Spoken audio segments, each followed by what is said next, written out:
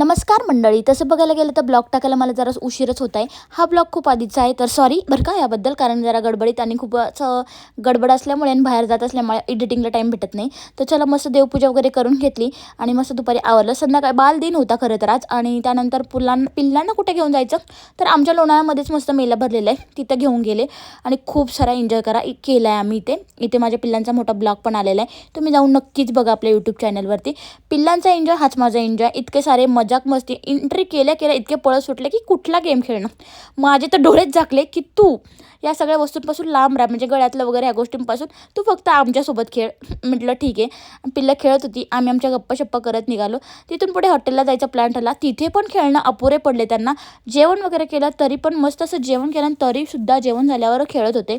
छान असं सगळं काही खेळलं. खेळता खेळता पिल्लू पडला, बराच रडला.